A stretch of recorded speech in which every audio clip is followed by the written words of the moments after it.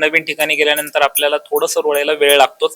तसंच माझं घरामध्ये झालं. मी रोळायला लागलो आणि घराच्या बाहेर आलो. थोडंसं ती खंत आहे मनामध्ये. पण कदाचित मी त्या गोष्टींसाठी थोडासा कमी पडलो असेल असं मला वाटतं.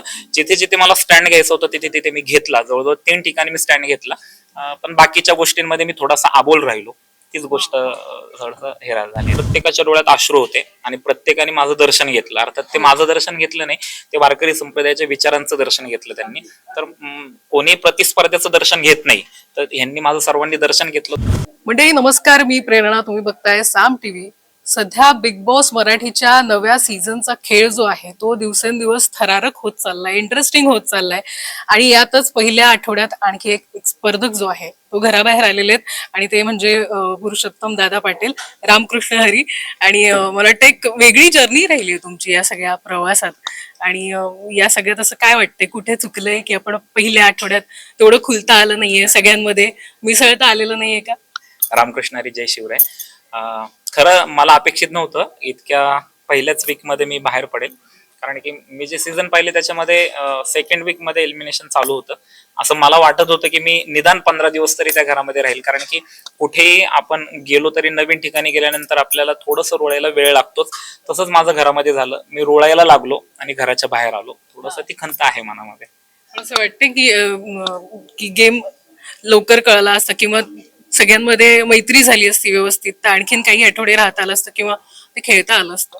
मैत्री तर माझी सर्वांसोबतच झाली. कारण की आपण पाहिलं असेल, मी जेव्हा एलिमिनेट होत होतो त्यावेळेस प्रत्येकाच्या डोळ्यात अश्रू होते आणि प्रत्येकाने माझं दर्शन घेतलं. अर्थात ते माझं दर्शन घेतलं नाही, ते वारकरी संप्रदायाच्या विचारांचं दर्शन घेतलं त्यांनी. तर कोणी प्रतिस्पर्ध्याचं दर्शन घेत नाही, तर ह्यांनी माझं सर्वांनी दर्शन घेतलं. तो माझ्याविषयीचा आदर आणि प्रेम होतं असं मला वाटतं. आणि मी तोच विचार घेऊन घरामध्ये गेलो होतो. मला भांडण कोणाशी करायचं नव्हतं, ना कोणाला विरोध करायचा होता. जिथे योग्य आहे तिथे योग्य आहे, जिथं अयोग्य आहे तिथं अयोग्य आहे, हेच मला सांगायचं होतं. पण कदाचित मी त्या गोष्टींसाठी थोडासा कमी पडलो असेल असं मला वाटतं. जिथे जिथे मला स्टँड घ्यायचं होतं तिथे तिथे मी घेतला. जवळजवळ 3 ठिकाणी मी स्टँड घेतला. पण बाकीच्या गोष्टींमध्ये मी थोडासा अबोल राहिलो. तीच गोष्ट थोडंसं हे झाली असं वाटतं. पण कीर्तनकार म्हणून आधी बिग बॉस मराठीच्या घरात स्पर्धक आलेले आहेत. पण तो एक विचार असतो, ती एक सकारात्मकता असते आणि तो संयम असतो. आणि या सगळ्या गोष्टी तुमच्याकडनं अपेक्षित होतं की ते इतरांपर्यंत तो मेसेज पोहोचावा किंवा तुम्ही त्याबद्दल जास्तीत जास्त बोलावं. आता ते दाखवलंय कितपत माहिती नाही, पण तुम्ही त्या गोष्टी बोलत होतात का? किंवा ती बाजू तुमची फार कमी प्रमाणात दिसली या घरात असं जाणवतं? नाही, मी माझा संयम तर लोकांना दिसला. जर तुम्ही आज पूर्ण सोशल मीडियावर पाहिलं तर ज्या काही कमेंट्स येत आहेत माझ्या बाबतीतल्या, तर त्या खूप संयमी तुम्ही आहात. खूप तुम्ही तुमच्या स्वभावाला तुम्ही सोडलं नाही तिथे जाऊन. तर मला असं वाटतं की हेच लोकांना माझ्याकडून अपेक्षित होतं. मला जिथे बोलायचं मी तिथे बोललेलोच आहे. फक्त ते बोलताना भावना तीव्र नव्हत्या तेवढ्या. जसं की वर्षाताईंना समजावणं असेल किंवा निक्कीला सांगणं असेल, तर त्या शब्दांमध्ये मी निक्कीचे शब्द वापरून मी तिला सांगू शकत नाही, किंवा वर्षाताईंचं मोठेपण सांभाळून मला त्यांना सांगायचं होतं. तर त्या गोष्टी मी तिथं केल्या. सूरज बरोबर मला त्या भाबडेपणाने राहता आलं. घनश्यामबरोबर मला त्या प्रेमाने राहता आलं. डीपी दादा बरोबर डीपी दादाचा हजाराचा मला टिपता आला. काही गोष्टी मी शिकलो तिथून. पण मला थोडंसं व्यक्त करायला स्वतःला वेळ लागला असं मला वाटतं. एक आध्यात्मिक वातावरणानंतर अचानक थेट बिग बॉस मराठीच्या घरात खूप मोठा बदल होता. आणि त्या सगळ्या वातावरणात तुम्हाला काय जाणवत होतं? ती नाही, वाईब्स वेगळी असते. वातावरण आध्यात्मिकच होतं तिथलं पण. कारण की मी घरात प्रवेश केल्यानंतर तुम्ही पाहिलं जर असेल, ग्रँड प्रीमियर पाहिलं असेल, तर त्याच्यामध्ये मी गेल्यानंतर तिथेही गेल्यानंतर तोच आदर माझा ठेवला. आतमध्ये गेल्यानंतर पॅडी दादा असेल किंवा अभिजित दादा असेल, यांनी माझं दर्शन घेतलं आतमध्ये गेल्या गेल्या. किंवा संपूर्ण जेवढ्या दिवस मी आतमध्ये राहिलो, तर प्रत्येकाने त्या कृतीतून दाखवून दिलं की बाबा आम्हाला संप्रदायाच्या विषयी आदर आहे, पुरुषोत्तम दादांच्या विषयी आदर आहे. एकही अशी व्यक्ती त्या घरामध्ये नाही. तुम्ही असं काही होतं ना, म्हणजे आता वेगवेगळे भाग वेगवेगळ्या ह्याच्यातून दाखवले जातात. तर तुम्हाला असं वाटलं असेल, दिसलंही असेल कदाचित, की एकही व्यक्ती असं बोलली नाही की पुरुषोत्तम दादा त्या ग्रुपमधून आहे किंवा पुरुषोत्तम दादा ह्या ग्रुपमधून आहे. मी अगदी मला जसं राहायचं होतं मी तसं राहत होतो. फक्त मला अजून एक आठवडा जर भेटला असतं तर माझा खेळ लोकांना दिसला असता. खेळ नाही, त्या घरातला वावर दिसला असता. हा, तुम्ही जे म्हटलं तसं तुम्ही घरातून एक्झिट करत असताना सगळे तुमचं दर्शन घेत होते आणि सगळ्यात जास्त हळवा आणि भाऊक झाला होता तो म्हणजे घनश्याम. आणि त्याची आणि तुमची बॉन्डिंग, तर त्याबद्दल हो, त्याची बॉन्डिंग माझी झालीच तयार. कारण की एकतर काय, आपण सगळेच मराठी मातीतली माणसं आहोत. आपल्याला पैसा प्रसिद्धी याही पेक्षा प्रेम फार महत्वाचं असतं आणि ते प्रेम मला त्याच्याकडून आणि त्याला माझ्याकडून भेटलं असं मला वाटतं. कारण की तुम्हाला म्हणलं दादा माझे वडील माळकरी आहेत. गणेशाबरोबर माझं बॉन्डिंग होतच कारण की मी आताच बोललो की आपण मराठीमध्येतले आहोत. आपल्याकडे प्रेम प्रसिद्धी याहीपेक्षा आपल्याकडे प्रसिद्धी पैसा याहीपेक्षा प्रेमाला महत्व दिलं जातं. तो मला म्हटलं माझे अण्णा म्हणजे त्याचे वडील माळकरी आहेत. माझ्या गळ्यात माळ होती पण माझ्या हेल्थ इश्यूजमुळे मला ती माळ काढावी लागली. पण दादा इथून बाहेर आल्यानंतर मी पहिला आनंद देणार आणि तुझ्या हातून माळ घालणार आहे. तू माझा गुरु आहेस, मी तुझा शिष्य आहे.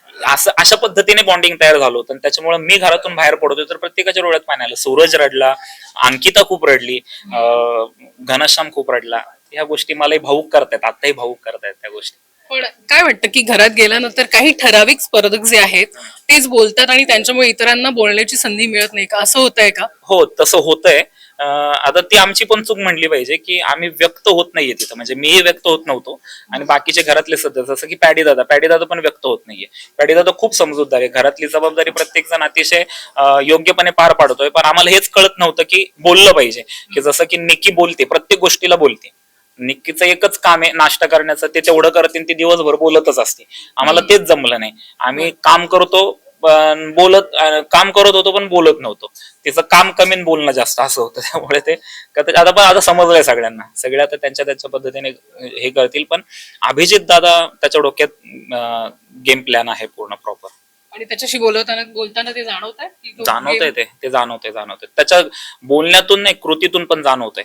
ते पहिला टास्क जो झाला, सेकंड टास्क जो झाला त्याच्या त्या कृतीतूनच जाणवलं की म्हणजे तो काही वेळापुरता त्यांच्या सोबत होता, तो सेव्ह झाला की एका मोठ्या ग्रुपमध्ये तो आला परत. तिथं सेकंड टास्क जो होता ना नॉमिनेशनचा, त्याच्यामध्येच अभिजित दादाचा खेळ मला दिसला, बाकीच्या सदस्यांना दिसला नाही माहिती मला. पण घराबाहेर आल्यानंतर काय काय प्रतिक्रिया मिळतात? कारण तुमचा तो प्रवास सगळे बघत होते, सगळा परिवार कुटुंब सगळे, तर त्यांनी काय काय प्रतिक्रिया दिली? घरानंतर काही लोक म्हणतायत खूप चांगलं झालं दादा बाहेर आलेत, कारण की आम्हाला तुम्हाला कीर्तन करतानाच पाहिजे.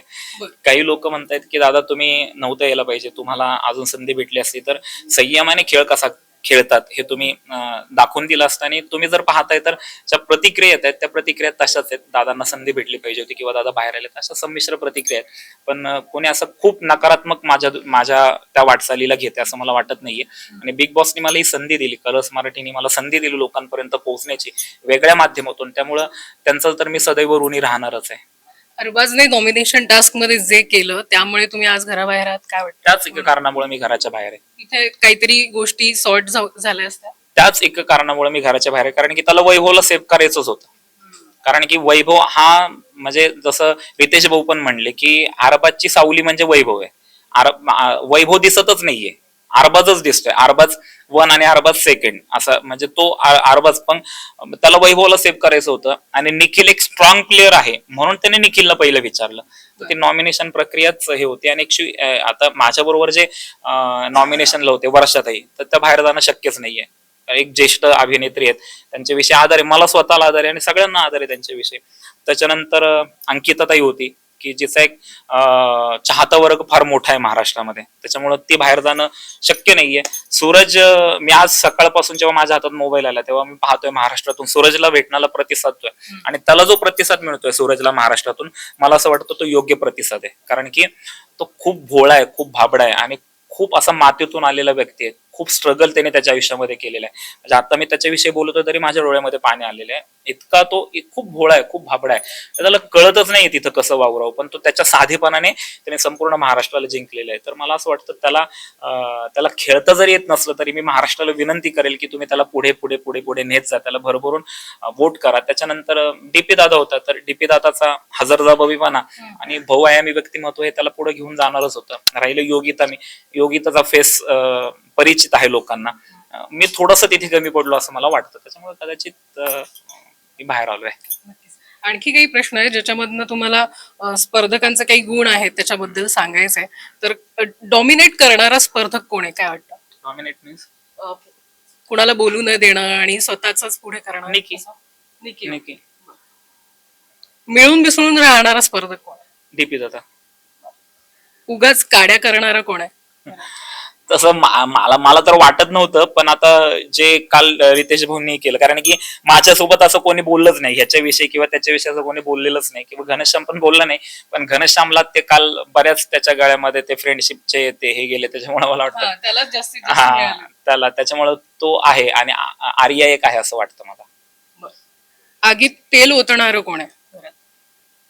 आगीत तेल ओतणार ते निकीचे सगळे स्वभाव आहेत ते आता.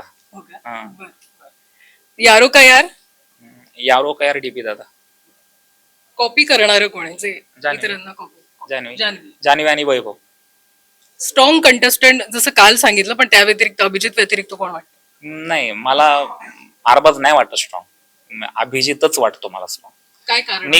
निकी आहे, पण मला माहिती नाही निकीला महाराष्ट्र कसा घेईल, ते म्हणजे कसा तिचा विचार कसा घेईल, म्हणजे तिचा विचार कसा करेल नाही माहिती मला, तिच्या विचारांना कसं घेईल नाही माहिती मला.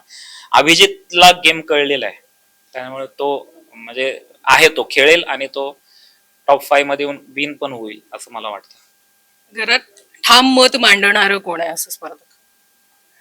घरामध्ये ठाम मत मांडणार म्हणजे रेटणारी, मी ठाम मत मांडणार नाही, तिचं मत रेटणारी निकी आहे. ओके. निकी व्यतिरिक्त कोण वाटतं? निकी व्यतिरिक्त ठाम मत आता कुठं अभिजित मांडायला लागलेला आहे. पॅडी दादा तर अजून होईल बोलता, आता जर तो राहिला या गेम मध्ये तो बोलेल अजून. बरं.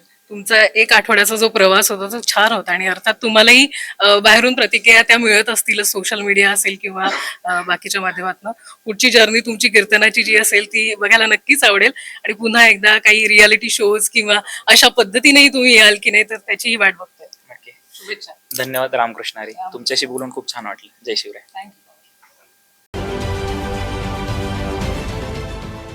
देश विदेशातील प्रत्येक घडामोडींचे लाईव्ह अपडेट मिळवण्यासाठी आता साम टीव्हीच्या सर्व सोशल मीडिया प्लॅटफॉर्मला लाईक, फॉलो आणि सबस्क्राईब करा. तसंच सर्व नोटिफिकेशनसाठी बेल आयकॉन प्रेस करायला विसरू नका.